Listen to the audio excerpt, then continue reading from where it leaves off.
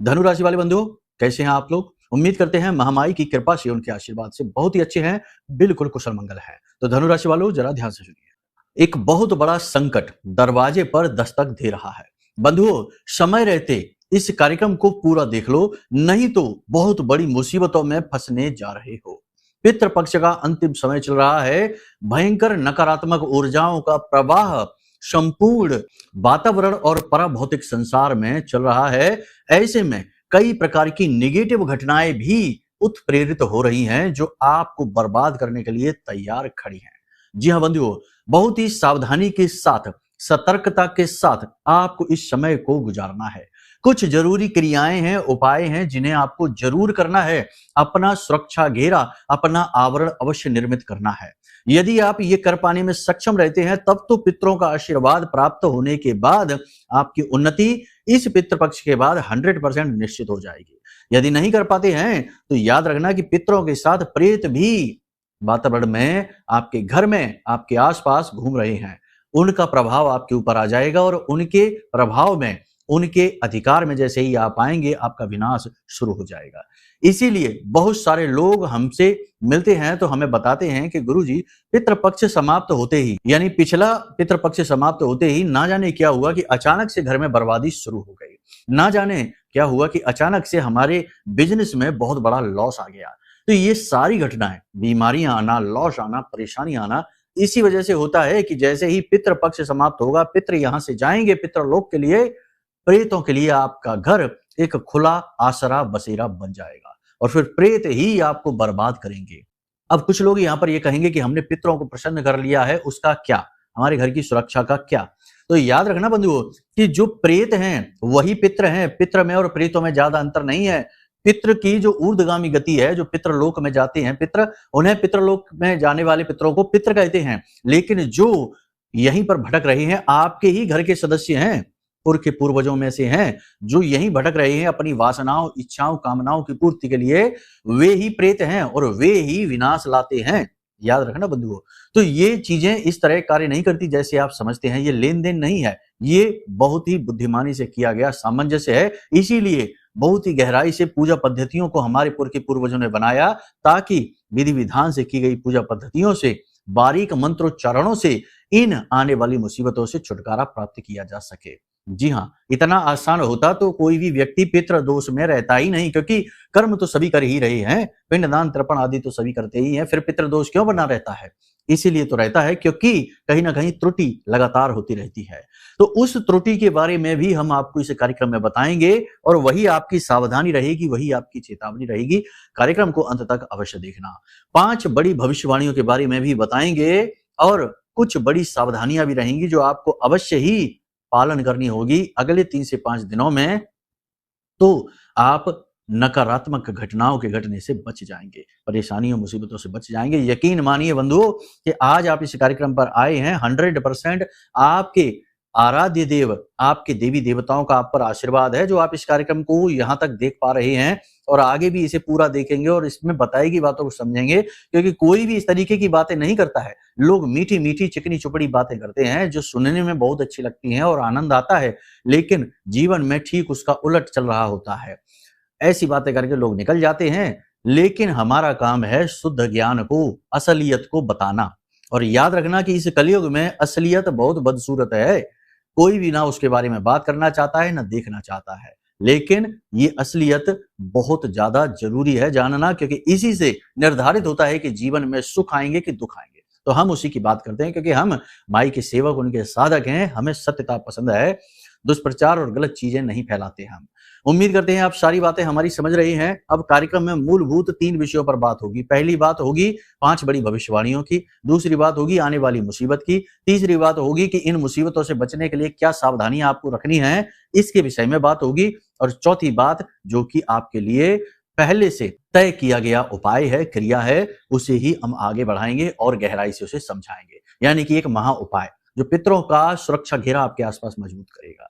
चलिए बंधुओं, उम्मीद करते हैं आप सारी बात समझ रहे हैं। कार्यक्रम में अंत तक अवश्य ठहरेंगे। अब अपने मूल विषय को शुरू कर रहे हैं। महामाई को याद करते हुए, आभार व्यक्त करते हुए कमेंट बॉक्स में पूरे भक्ति भाव के साथ लिख डालिए, जय मां भद्रकाली कृपा करो। महामाई निश्चित तौर पर आपके ऊपर कृपा कर चुकी है, तभी ये कार्यक्रम बिल्कुल सही समय और काल पर आपको प्राप्त हुआ है। भाव यदि गहरा है तो ये भी लिख देना कि मैं भी माई के परिवार का हिस्सा हूं। महामाई के परिवार का हिस्सा बनना सौभाग्य की बात है। बंधुओं, एक चीज और आपको बताएं, वैसे तो आपको इसके विषय में पता ही होगा यदि आप हमारे कार्यक्रम प्रतिदिन देखते हैं कि नवरात्रि के पर्व में महानुष्ठान में भाग लेने का अवसर मिस मत कर देना। ये नवरात्रि साधारण नवरात्रि नहीं है, ये विजय का प्रतीक है, प्रभु श्री राम के द्वारा प्रारंभ की गई है। और इस नवरात्रि के महानुष्ठान में आप जब भाग ले लेंगे तो हम आपको पूरे 9 दिन का गाइड करेंगे कि प्रतिदिन आपको क्या करना है, क्योंकि कुछ छोटी छोटी विधियां, छोटे छोटे अनुष्ठान आपको भी करने होंगे ठीक उसी समय पर जिस समय पर हम यहाँ पर यानी धाम पर अनुष्ठान प्रारंभ करेंगे। तभी तो ऊर्जा का सही सामंजस्य बैठेगा और आपके द्वारा भाग लिया गया जो कर्म है उसका उद्देश्य पूर्ण होगा। तो आप पूजा में कैसे भाग लेंगे, अनुष्ठान में कैसे भाग लेंगे, इसके लिए वीडियो में नंबर है, इन नंबरों पर फोन करिए, सारी जानकारी आपको प्राप्त हो जाएगी।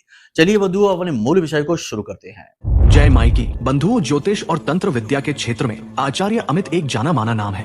पूज्य गुरुदेव के साधनाओं और ज्योतिष विद्या के अनुभव बेहद दिव्य है। जी हाँ, पूज्य गुरुदेव ने जिसकी भी कुंडली का विश्लेषण किया और कुंडली के अनुसार उसे सटीक उपाय व महामाई माँ बगलामुखी की विशेष कृपा दी, उसके जीवन में सकारात्मक बदलाव तो आए ही है। फिर चाहे समस्या कितनी ही कठिन क्यों ना हो, समाधान तो अवश्य हुआ है। अब ऐसे में यदि आप भी अपने जीवन की किसी बड़ी समस्या से जूझ रहे हैं, जैसे कि कर्जा बढ़ता ही जा रहा है, काम धंधा और व्यापार सब रुक चुका है, रिश्ते नातों में तनाव हद से ज्यादा बढ़ गया है, पूरा जीवन ही नकारात्मकताओं से भर गया है, तो ऐसे में यही सही समय है जब आप श्रेष्ठ गुरु से मार्गदर्शन प्राप्त करें और जीवन के अंधकार को समाप्त कर दिव्य प्रकाश की ओर कदम बढ़ाएं। वीडियो में दिए गए नंबरों पर तुरंत संपर्क करिए और अपनी कुंडली का विश्लेषण व समाधान पूज्य गुरुदेव के द्वारा करवा लीजिए। देर ना करें, आपके देवी देवताओं के आशीर्वाद से ये मौका खुद चलकर आपके पास आया है, इसे गंवाना नहीं है। अभी फोन करें और गुरुदेव से मार्गदर्शन प्राप्त करें। महामाई आपका कल्याण करें। धन्यवाद। सबसे पहले बात करते हैं परिवार की। परिवार में वातावरण थोड़ा सा नेगेटिव रहेगा। आपके परिचित के कुछ लोग हैं जो इस प्रकार की बातें करेंगे जिन बातों को सुनकर आप हतोत्साहित महसूस करेंगे। नकारात्मकता आपके मन में घर करेगी और आपका मनोबल थोड़ा सा कमजोर होता सा आपको महसूस होगा। हालांकि बड़ी जल्दी ही आप अपने आप को रिचार्ज कर लेंगे, बड़ी जल्दी ही अपने आप को समझा लेंगे, लेकिन ऐसी स्थिति में मन में कहीं ना कहीं थोड़ा बहुत कन्फ्यूजन की स्थिति अवश्य उत्पन्न होती है। कारोबार से जुड़ी हुई योजनाओं को टालने की अभी आवश्यकता नहीं है।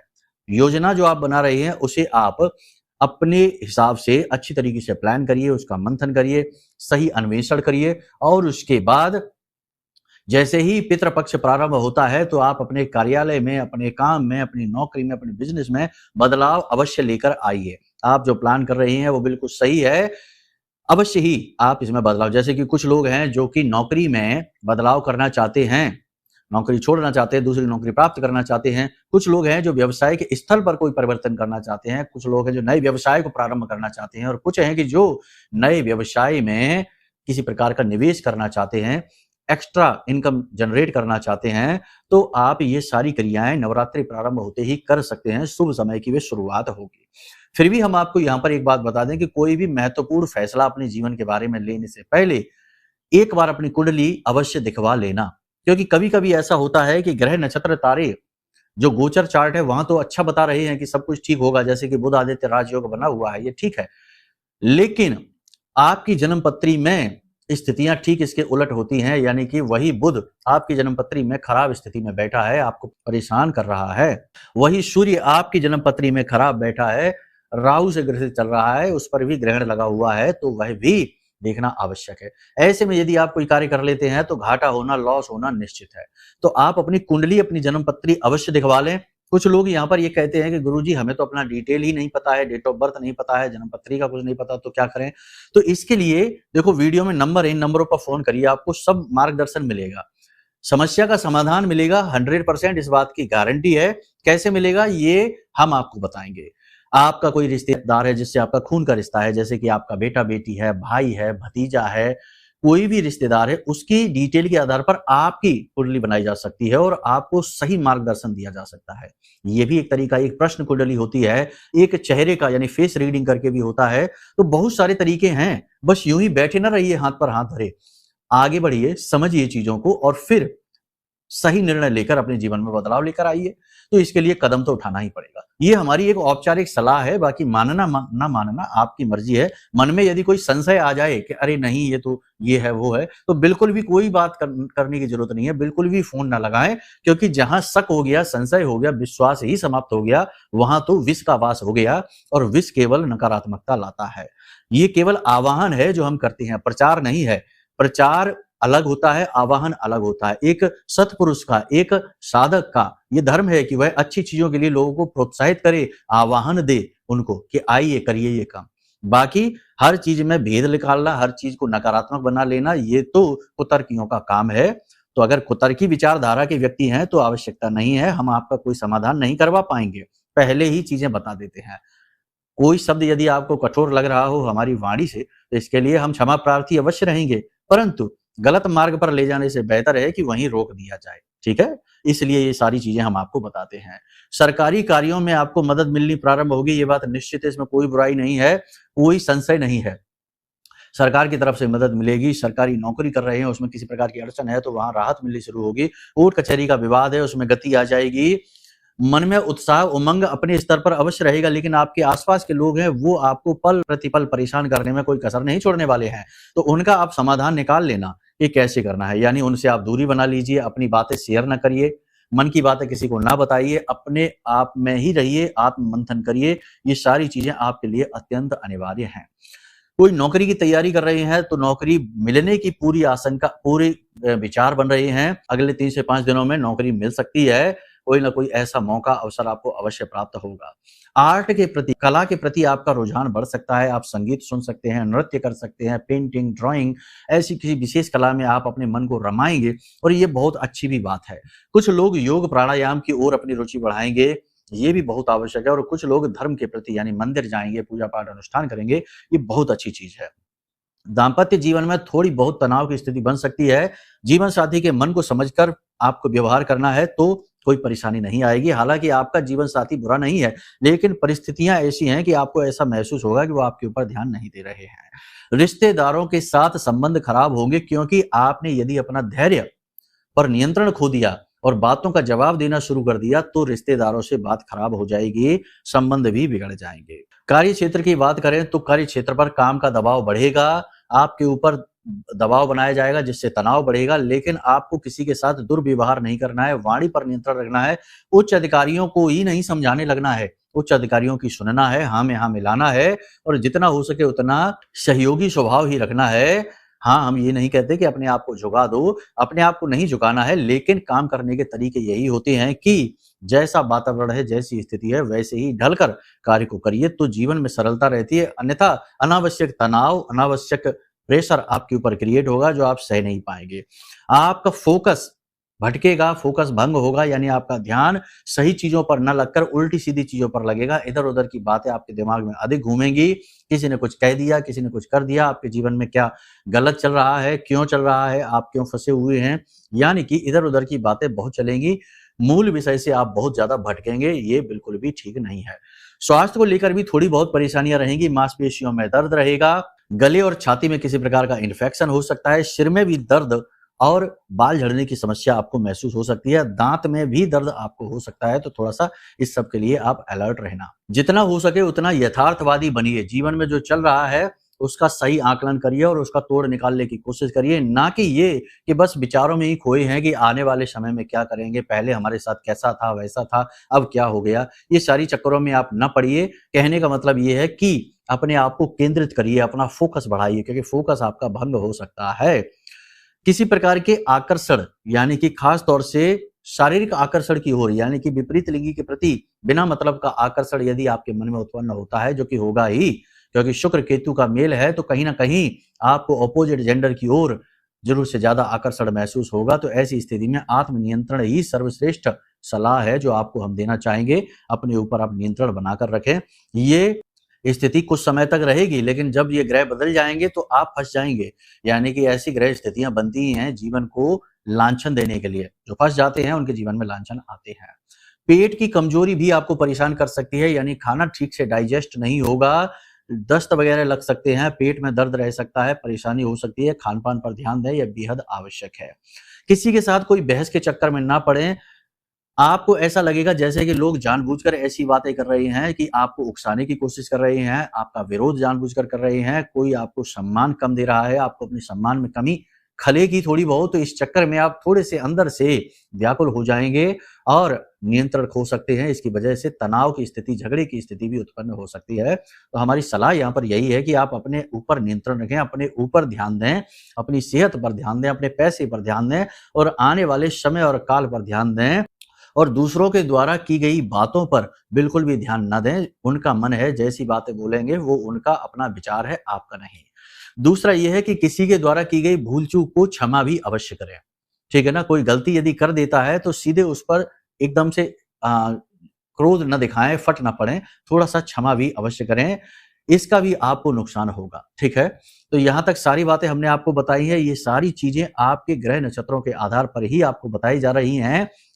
कुछ स्थितियां विपरीत भी हो सकती हैं, क्योंकि आपकी जन्म कुंडली की ग्रहों में क्या स्थिति है, यानी कि जन्म पत्री के जो 12 भाव हैं उनमें नवग्रह की स्थिति क्या है, राहु केतु शनि कहाँ बैठे हैं, लग्न की स्थिति क्या है, कहीं लग्न दोष तो नहीं है, या फिर आपकी कुंडली का कोई विशेष भाव जो है, जैसे कि आपका दाम्पत्य जीवन का भाव है, आपका काम धंधे का, व्यापार का भाव है, आपकी आमदनी का भाव है, ये भाव कहीं पाप ग्रह से तो दूषित नहीं है। यदि ऐसी स्थिति बनी हुई है आपकी कुंडली में, तो आपके जीवन में हो सकता है कि विपरीत स्थितियां बनी ही रहें, जो हम अच्छी बातें भी बता रहे हैं वो भी ना हो।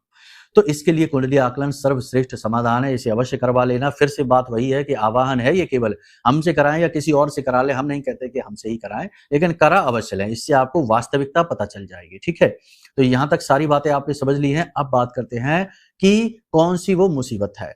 देखो, 2-3 बातें हैं, इन्हें आप ध्यान से समझिए। सबसे पहली चीज तो ये है कि आप अपने घर को कील कर रखिए, घर का कीलन अवश्य करिए, ये बहुत ज्यादा जरूरी है इस समय पर। कैसे होगा घर का कीलन? बहुत सारी विधियां हैं, बहुत सारे तरीके हैं, हजारों तरीके हैं जो अलग अलग शास्त्रों में बताए गए हैं। लगभग सभी तरीके कार्य करते हैं, ऐसा नहीं कि कोई तरीका कार्य नहीं करता, लेकिन गुरुओं के मार्गदर्शन से ये कार्य किया जाता है तो ज्यादा फलित होता है। अब हम तो आपके घर नहीं जा सकते, तो हम आपको सरल तरीका बता देते हैं।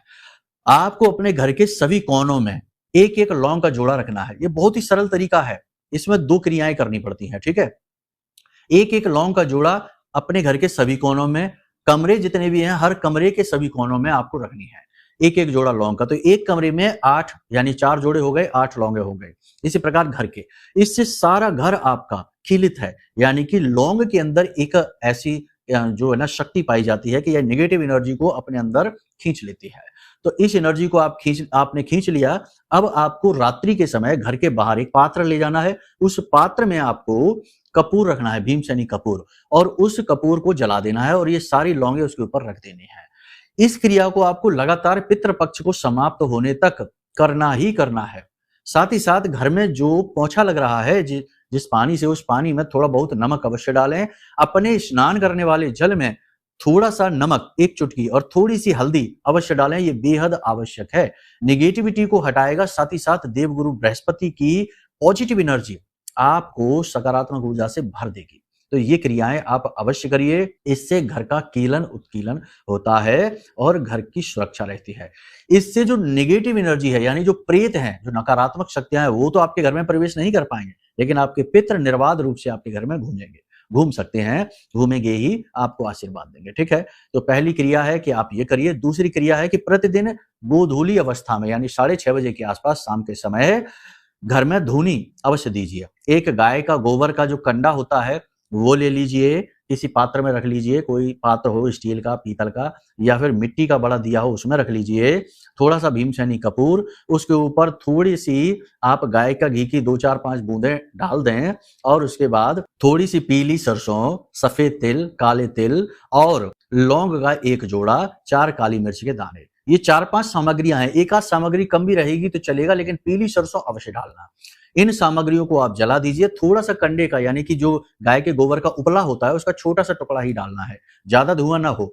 और इन चीजों को डालकर आप जला दीजिए और घर के बीचों बीच आप रख दीजिए। इसका धुआं घर में भरेगा, फैलेगा, ये नेगेटिव एनर्जी के लिए रामबाण की तरह कार्य करेगा, ठीक है?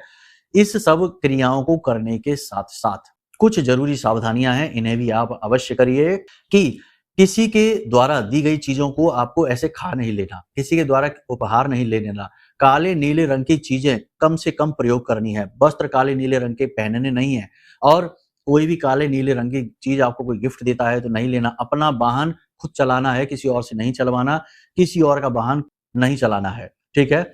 चीजों का लेन देन करने वाले हमेशा परेशान रहते हैं। उपहार में इलेक्ट्रॉनिक सामान बिल्कुल भी नहीं लेना है। और एकांत के सुनसान के इलाकों में, यानी कि कोई ऐसा एकांत स्थान है जहां कोई कहता है चलो पार्टी करेंगे, बैठेंगे, ये करेंगे, नहीं जाना है, घात हो सकता है, धोखा हो सकता है, ठीक है। कुल मिलाकर ये है कि देखो, अपने घर की, अपने आप की सुरक्षा करिए। लोग जलने वाले बहुत होते हैं, परेशान कर सकते हैं, तरह तरह की योजनाएं बनाते हैं और बर्बादी जीवन में लेकर आते हैं। इसी के साथ साथ चौराहों से जो आपके बाहर निकलते हैं, तो जो चौराहा होता है वहां पर लोग अपना उतारा छोड़ जाते हैं। जैसे कि किसी ने किसी प्रकार का कोई उतारा किया है, कोई नारियल डाल दिया, या फिर कोई किसी ने नींबू डाल दिया, बाल डाल दिए, तो वहां पर आप देखिए, जब चौराहों से गुजरें, कोशिश करें कि अंधेरा होने के बाद चौराहों से ना गुजरें, क्योंकि तभी ये क्रियाएं अधिक की जाती हैं। यदि गुजरे भी तो बारीकी से देखें कि चौराहे पर किसी ने कोई उतारा तो नहीं डाल रखा। यदि उतारा डाल रखा है तो उसे लांघे ना, उसे स्पर्श ना करें। आपके घर के दरवाजे पर भी यदि कोई किसी प्रकार का उतारा डालकर चला जाता है तो दूर रहना, उससे उसे छूना नहीं है, और लकड़ी से, धातु से नहीं, लकड़ी से, लकड़ी की छड़ी से उसे दूर करके और उसे पेट्रोल डालकर उसे जला देना है। ये सावधानियां बेहद आवश्यक है। देखो, ये परेशानी अगर हम लापरवाही दिखाएंगे तो 100% आ जाएगी जीवन में, क्योंकि ये समय ही ऐसा है, और यदि हम सतर्क रहेंगे तो इन सबसे बचे रहेंगे। अब एक सबसे महत्वपूर्ण बात बंधुओं, ये भी एक आवाहन ही है। यदि आपकी खूब इच्छा हो तब आप ये कदम आगे उठाना। आप यदि ये चाहते हैं कि किसी की साधना का बल आपको मिले, जैसे कि हम महामाई माँ बगलामुखी की सेवा करते हैं, साधना करते हैं, तो हमारी साधना का बल आपको मिले और महामाई का सुरक्षा घेरा आपको हमेशा सुरक्षित रखे, तो आप ये महारक्षा कवच जो हमने निर्मित किया है, इस महारक्षा कवच को आप मंगा सकते हैं। ये महारक्षा कवच महामाई माँ बगलामुखी के सिद्ध मंत्रों से जागृत है, अभिमंत्रित है। इस महारक्षा कवच को मंगाने वाले के चेहरे पर मुस्कुराहट अवश्य आई ही है। तो इस महारक्षा कवच को भी आप ऑर्डर कर सकते हैं। जैसे ही ये कवच आपके घर पहुंचेगा, किसी भी प्रकार की नेगेटिव एनर्जी हो, आपके घर से दूर भाग जाएगी, रुक नहीं सकती। चाहे प्रेत हो, पिशाच हो, या किसी ने कुछ करवा दिया हो, कोई बंधन हो, स्तंभन हो, कुछ भी हो, सारी चीजें भाग जाएंगी और केवल महामाई की कृपा आप तक पहुंचेगी। तो आप चाहें तो इसे भी ऑर्डर कर सकते हैं, लेकिन फिर कंडीशन वही है कि भाव होना चाहिए। यदि कुभाव मन में आ गया, कुतर्क मन में आ गए, तो फिर बिल्कुल ऑर्डर ना करना, क्योंकि फिर ये चीजें काम नहीं करेंगी, ठीक है ना। तो महामाई को जानो, पहचानो, मन में भाव उत्पन्न करो। वो हमारी और आपकी ही नहीं, इस ब्रह्मांड की और ऐसे अनंत कोटि ब्रह्मांडों की माँ है, आदि शक्ति हैं। तो उनके लिए मन में भाव उत्पन्न करिए और फिर ये चीजें कैसे काम करती हैं इसे समझिए, ठीक है। तो बस ठीक है, कार्यक्रम को यहीं विराम देते हैं। यदि मन में कोई प्रश्न उठे या कुछ जानना हो तो कोई चिंता की बात नहीं, नंबर वीडियो में है, इन नंबरों पर फोन करिए। सारे प्रश्नों के जवाब, समाधान आपको प्राप्त होंगे। हम आपके लिए तत्पर तैयार बैठे हैं, महामाई ने हमें इसलिए नियुक्त किया है। जब तक उनकी मर्जी है नियुक्त है, मर्जी नहीं रहेगी, कुछ और कार्य में लगाएंगे तो वहां लग जाएंगे। तब तक लाभ ले लीजिए, ठीक है। चलिए प्रेम से बोलिए, जय माई की, जय माँ बगलामुखी। हमारे प्रिय और परम पूज्य आचार्य जी ने अपनी साधनाओं के अनुभवों पर आधारित शक्तिशाली उपाय और क्रियाओं के माध्यम से हजारों लोगों के जीवन को पूरी तरह से बदला है। आचार्य जी के द्वारा बताया गया हर एक उपाय इतना सटीक और कारगर होता है कि जो भी इसे पूरे भाव के साथ कर लेता है, उसे साक्षात महामाई की कृपा और आशीर्वाद प्राप्त हो जाती है। इसलिए निसंकोच इन उपायों को पूरे भाव के साथ करिए, आपका कल्याण होगा। जय माई की।